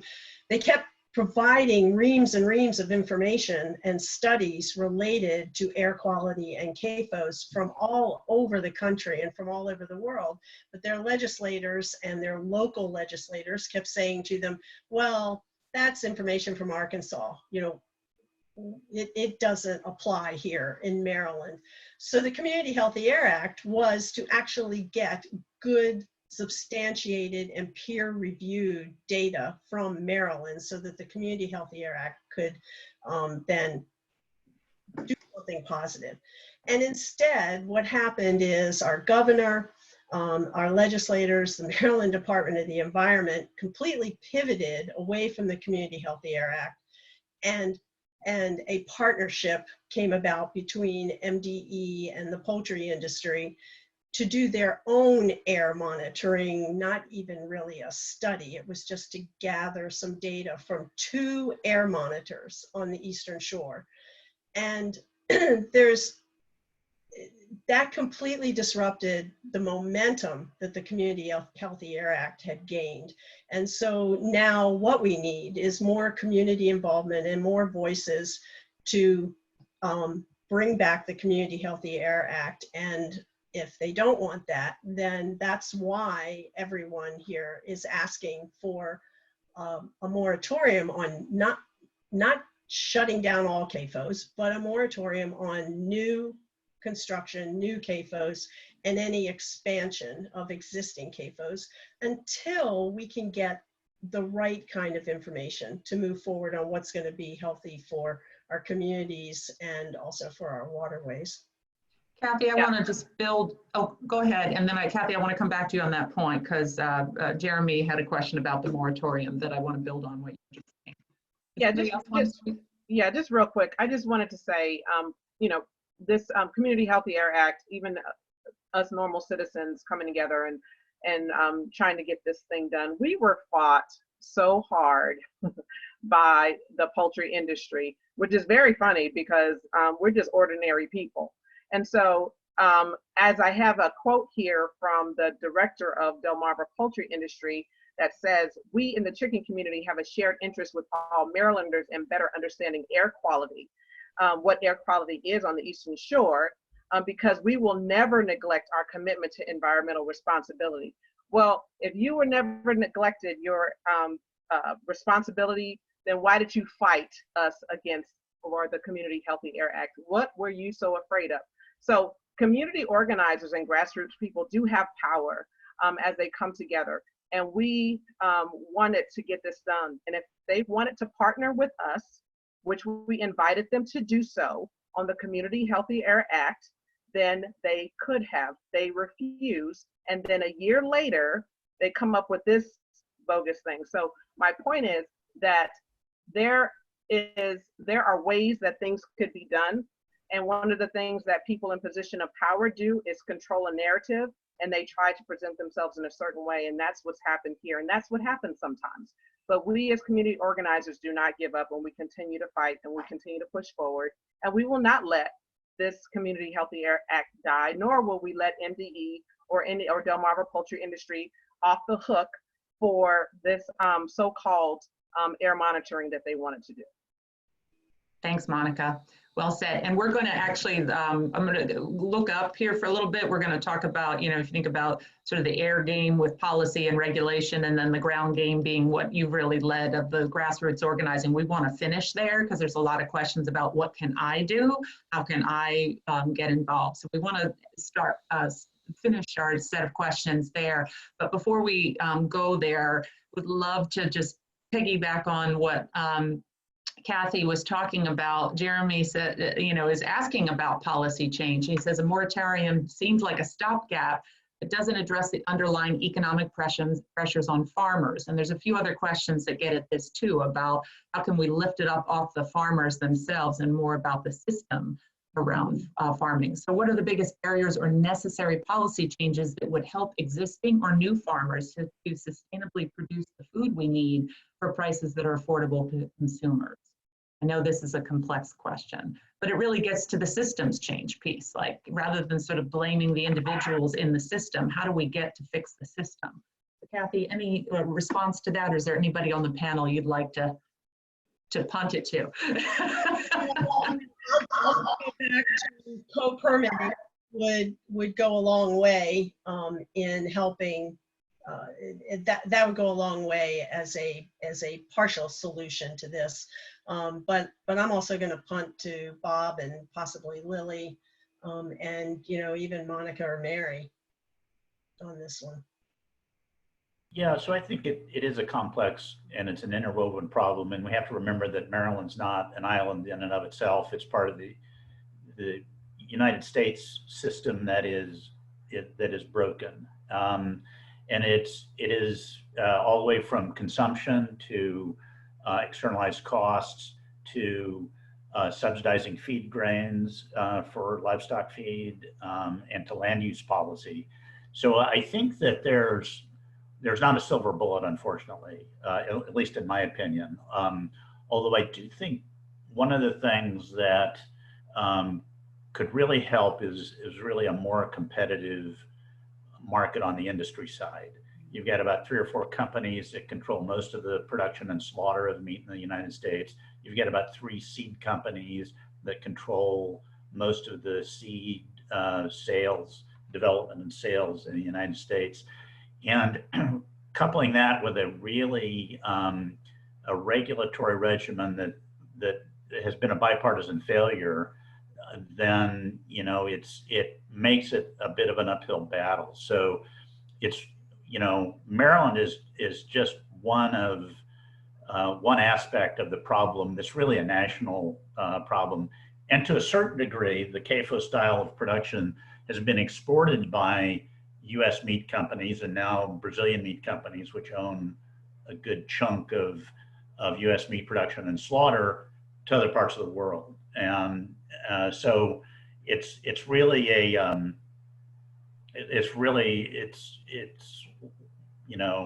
really complex, deeply intertwined problem. I want to add something. This big agriculture model has basically is squeezing the life out of independent farming. And if you as an independent farmer want to go and get money, you want to get a loan to do your independent farming, you have to jump through so many hoops, and more often than not, you will not be given, because if you are made legitimate when you have a contract with a big poultry, a big some sort of agricultural thing. They are your co-signer, so to speak, except the fact that you can get these large amounts of loans, but you are held responsible for all of it. You're really not being co-signed. You're left holding the bag, so to speak. Independent farmers, even like Carol Morrison, who has tried to get loans to do that very thing, or even to get the animals. She wanted to get the chicks. She couldn't get any chicks here because they're all owned by the same few poultry industry. She had to order her chicks from New Mexico and her feed from elsewhere. So the industry has its tentacles in these areas that should be beneficial to all farmers, but it's not. It's become a private club that if you want to be independent, you cannot. You have to really go up a sand hill super slow in order to try to gain any momentum. So it's really a fight. We need to diversify, and we need to take so much power out of the hands of these few individuals and not support it. And if I can just add one thing, I kind of want to echo what Bob said earlier, that this is complex, and part of the problem is that it has to do with national income inequality, basically. Most people would prefer to buy organic, sustainably grown meat. And many people can't afford to. And that's not necessarily the cost of meat that's the problem. It's the amount of disposable income that people have for their food basket, you know? You can see that the market for organic food and for sustainably raised food has been booming over the years. And it's the people with a lot of money who can afford to buy that stuff. That's the problem that has to be fixed in order for this particular problem to also be fixed. And I think there's sort of an elephant in the room that people don't want to say, but it might be true. The price of chicken is too low. It's artificially low. The price of milk is artificially low, just like the price of gas is artificially low. The market is skewed in a lot of ways that benefit large corporations and work against small independent producers and farmers. And that is something that has to be fixed in tandem with the income inequality problem. So that, Abel, that gets to the last, there's other sort of spin-off questions. I'm going to say to everybody that submitted questions, thank you. There's more than we're going to be able to get to here today, but we will definitely share them with the panelists and get back to you with answers. And particularly a lot of them are kind of technical questions that I think the panelists will be able to answer pretty quickly. What we're trying to focus on here is sort of the, nuanced questions that are not so easy just to hit a reply to. So the last on this, and then I want to finish out on the grassroots side of things of what can people do. But there's a number of questions here from Karen and John and Greer about efforts in Virginia and in Florida and in Sussex County in Delaware.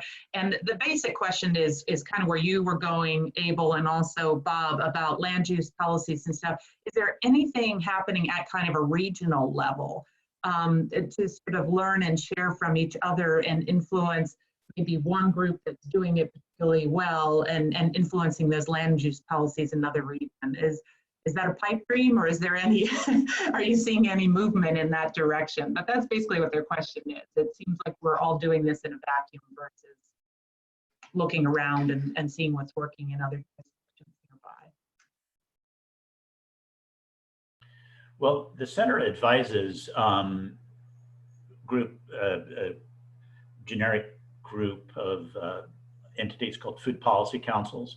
Some of them are in communities, some of them are metropolitan areas, some of them are states, and some of them are regions. And there is quite a bit of sharing of information in that network that I'm aware of, because the center is one that is like the advisory body for all the food policy councils in North America.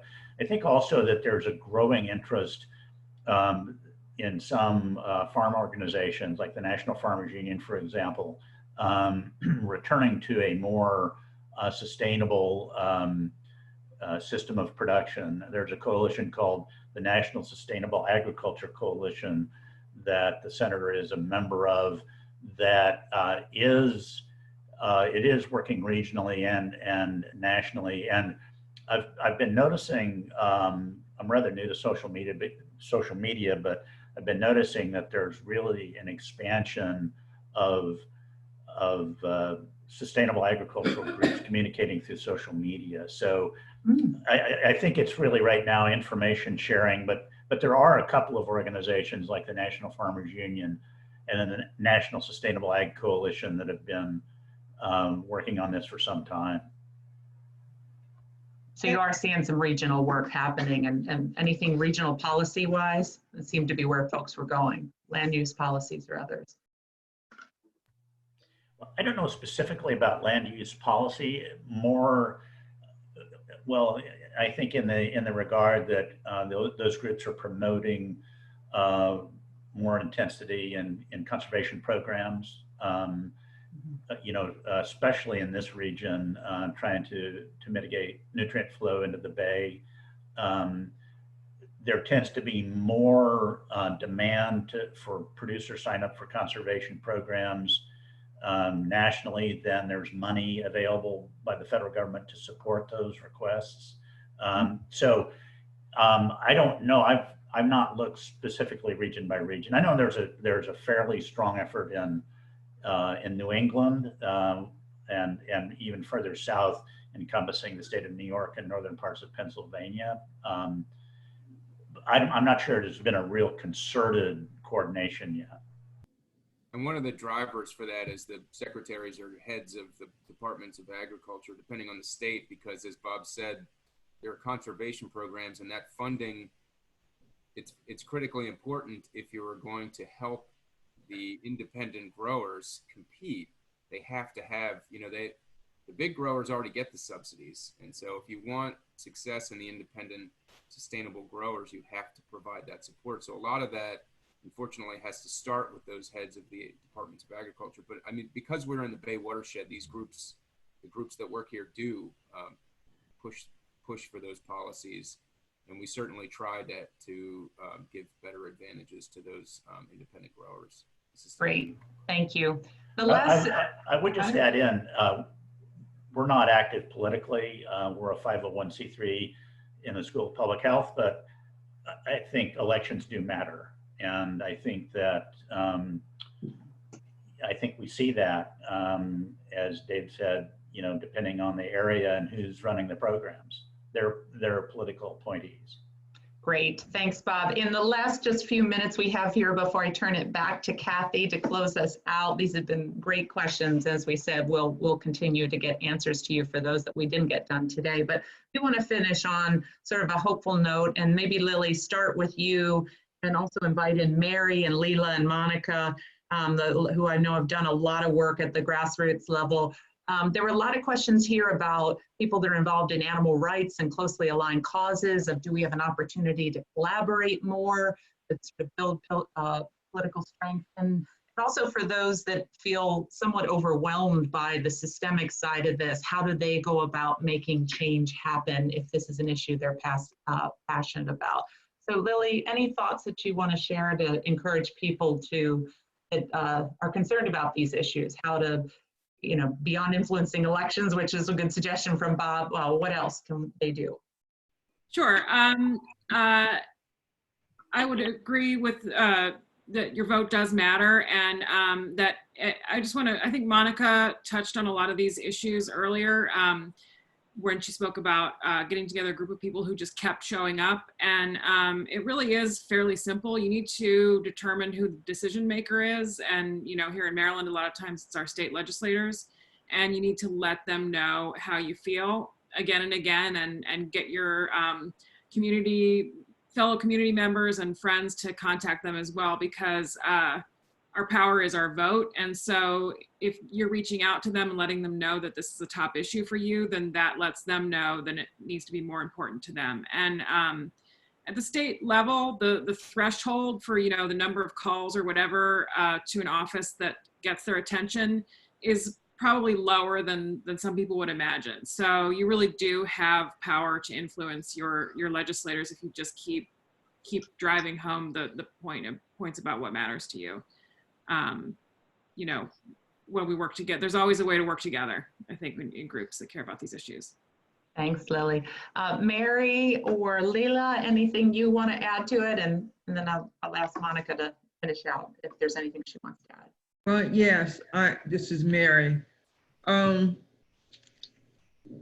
of the things that we did to try to get the Community Healthy Air Act passed, and also to get a moratorium in Wycomico County were good.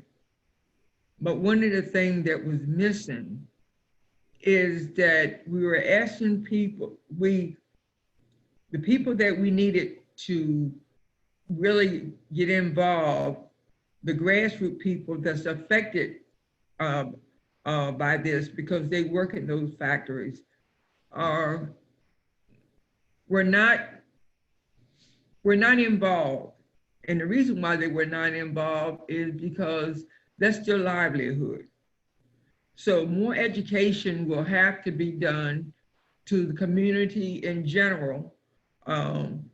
We did try, Kathy, Monica, Maria, and us, we did try to educate the clergy who had a large audience.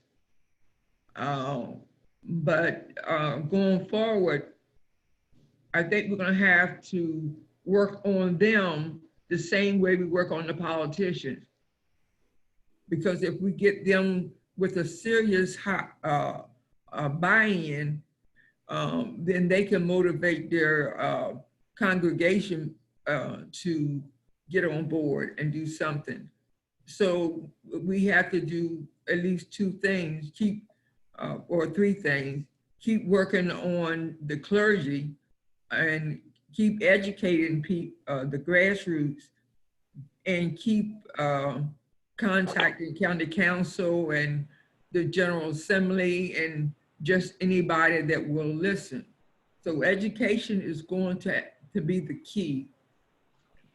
Education, it sounds like, and going to some channels like faith-based institutions. Right. That makes perfect Right. sense.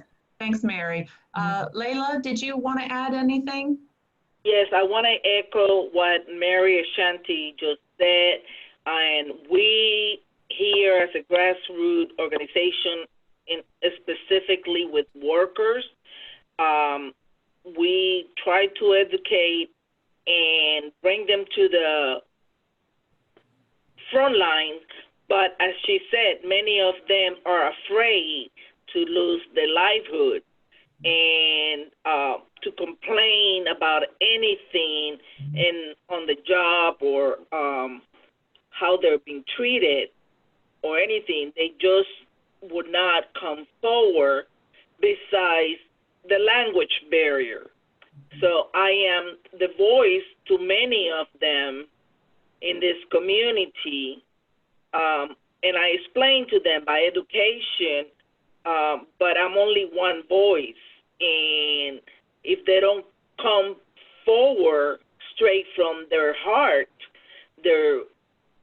and share their struggle, it's hard for us to continue the fight. But we will continue to try anyways, and I have participated with Kathy Phillips and all this group, protest and done some work in Annapolis, and we will continue as a grassroots organization, and specifically for farm workers and immigrant workers in this area. Thank you. Thank you, Layla. Monica, in 30 seconds or less, any final thoughts on this, and then we'll turn it to Kathy. Yeah, real quick. There are some groups that are forming, like SESH, Sentinels of Eastern Shore Health. There are different coalitions that are coming together. Interfaith Partners of Chesapeake. So there are some things going on, but I did want to address one thing about somebody saying being tired and worn out. This is an exhausting thing, and I want you to know you will be exhausted, but please rely on one another, encourage each other, and rotate. Sometimes you have to take a break. It's okay. It doesn't mean that you're not passionate, doesn't mean that you're not still in the fight, but you have to just take a moment and breathe, and that way you can come back refreshed and ready to take on a new day. So encourage your group. Just continue to tell each other it's going to be okay. We're here for one another. Support each other. Pray for each other. Just hold each other up, because the industry will not stop, but you don't have to either. And the more that you speak out and just keep surging forward, even if it's a slow surge, just keep going forward. Thank you, Monica. Really encouraging words. All right, Kathy, back to you to finish us out. Thanks, everyone. Hey, I just want to thank everybody who joined us this morning. I also want to thank Dewey's partners for your excellent facilitation of this town hall. I don't think the rest of us could have done it ourselves. For all of you who attended, I hope we were able to answer your questions, but as you've heard, we'll try to address any that weren't addressed here on the virtual town hall, and we will be getting back to you. I really urge you all to please watch for our follow-up email, respond to the call to action survey that'll be included in there. Look for the links to all of these various reports and resources that we've mentioned today. It's so important, like Monica said, to have our communities engaged in this effort. It's the only way that we're going to achieve significant change, and we are looking for new partners. So, please use the follow-up email to communicate to us, and we look forward to having you involved in this effort down here. And just before we sign off, I'd like to note that our partners, Center for Progressive Reform and Waterkeepers Chesapeake Fair Farms, is going to be hosting another timely webinar on June 3rd about supporting Delmarva's sustainable farmers. So we'll include a registration link to that webinar, and I think that would be a great follow-up to today's town hall. So once again, thank you all so much. Thank you to our panelists for joining us this morning. Thank you all. Bye. Thanks. Thank you. Thanks, everybody. Have a great day.